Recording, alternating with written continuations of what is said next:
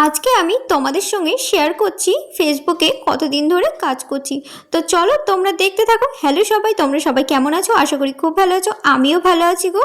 ফেসবুকে আমার কাজ করা কমপ্লিট হয়ে গেল 7 মাস, আর 8 মাসে পড়ে গেছে, 8 মাস চলছে। তো আমি না যখন প্রথম ফেসবুকে ভিডিও করা স্টার্ট করি তখন না ভয় লাগতো। ভাবতাম যে আমি ভিডিও ঠিকঠাক করতে পারবো তো, কি ভিডিও দেব। সবারই ভিডিও কত রকমের কিছু দেখি, আমি একটু নতুনত্ব কিছু করব, কিন্তু মাথাতে আসে না যে কি ভিডিও দেব, কি নতুনত্ব করব। তো ভাবলাম যখন সংসারের কাজকর্মই যখন করছি তাহলে সেইগুলোই তোমাদের সঙ্গে শেয়ার করি, দেখা যাক পারি কি না। তো মনে সাহস নিয়ে আমি তারপরে ভিডিও করা স্টার্ট করলাম, আর দেখতে দেখতে 7 মাস কমপ্লিটও হয়ে গেল। এখন না সেরকম অতটা ভয় লাগে না, এখন একটু হলেও সাহস হয়েছে। প্রথম প্রথম ভাবতাম কি ভিডিও করব, কি ভয়েস দেব, কিভাবে এডিটিং করব, এরকম একটা ভাবনা চিন্তা ছিল, আর একটু লজ্জাও লাগতো। আর ভাবতাম আমার ভিডিও দেখে হাসবে, রহস্য করবে, কত রকমের নানান রকমের কমেন্ট আসবে, এরকম অনেক কিছু ভাবনা চিন্তা করতাম। তারপরে ভাবলাম কতজন তো কত রকমের কমেন্ট করে, খারাপ হলেও তারপরেও কিন্তু ভিডিও করা বন্ধ করে না। কমেন্টগুলো খারাপ লাগলো, কষ্ট হলেও কিন্তু তারা ভিডিও করেছে, তাহলে তারা যদি পারে তাহলে আমি কেন পারবো না? আমিও চেষ্টা করি।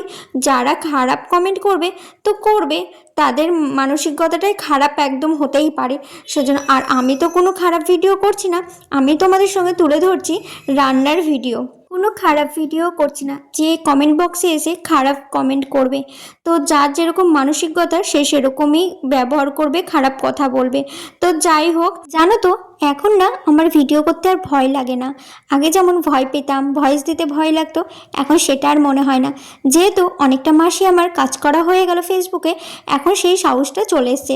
হয়তো আরও কাজ করতে করতে আরও অনেক অভিজ্ঞতা হবে, আরও সাহস অনেক বাড়বে। মানুষ তো মানুষের জিনিস দেখেই শেখে, তাই না?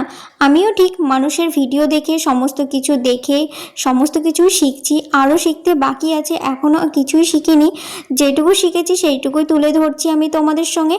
আরও অনেক কিছু জানার বাকি আছে, অনেক কিছু করতে বাকি আছে, সেইগুলোই করার চেষ্টা করছি।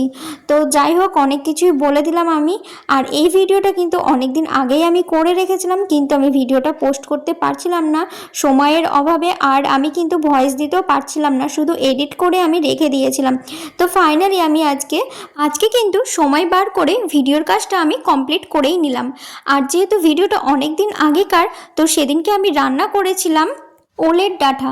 শ্বশুরমশাই বাজার থেকে নিয়ে এসেছিলো ওলের ডাঁটা, কচু, তারপরে লাউ, সমস্ত কিছু নিয়ে এসেছিলো।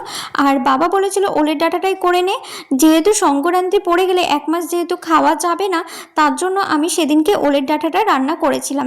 তো আমি কিভাবে করেছিলাম সেটাই তোমাদের সঙ্গে আমি এখন শেয়ার করছি। তো চলো তোমরা দেখতে থাকো। ফার্স্টে কিন্তু আমি ওলটাকে ভালো করে সিদ্ধ করে নিয়েছি, লবণ দিয়ে সিদ্ধ করে আমি কিন্তু রেখে দিয়েছিলাম। তারপরে এ দেখো ফোড়নে দিয়েছিলাম কিন্তু কালো জিরে, আর দিয়েছিলাম শুকনো লঙ্কা। তারপরে কিন্তু পেঁয়াজটাকে আমি ভেজে নিলাম, যেহেতু এটা পেঁয়াজ রসুন দিয়েই করব আমি, তার জন্য পেঁয়াজটাকে ভেজে নিয়েছি। আর রসুনটাকে আমি থেতো করে নিলাম, নিয়ে কিন্তু তেলে দিয়েছিলাম। তারপরে ভালো করে হালকা লাল করে ভেজে নিয়েছি। নেওয়ার পরে কিন্তু সিদ্ধ ওল শুধু দিয়েছি তা না, এর সঙ্গে কিন্তু পটল, আলু, তারপরে দিয়েছিলাম কাঁঠালের বিছুন, এই সমস্ত সবজিগুলো কিন্তু আমি ভেজে নিয়েছিলাম, ভেজে তুলে নিয়েছিলাম। তারপরে কিন্তু ওল যখন দিই তখন কিন্তু ভাজা সবজিগুলো আমি দিয়ে দিয়েছিলাম। তারপরে সামান্য নুন, হলুদ, একটু সামান্য মিষ্টি, তারপরে লঙ্কা দিয়ে ভালো করে মাখিয়ে নিয়েছি। আর নামানোর একটু কিছুক্ষণ আগে এই দেখো আমের আচার আর তেল সামান্য দিয়ে ভালো করে নাড়াচাড়া করে নিতে হবে। তারপরে কিন্তু নামিয়ে নেব, আর ওলের ডাঁটার তরকারি রেডি।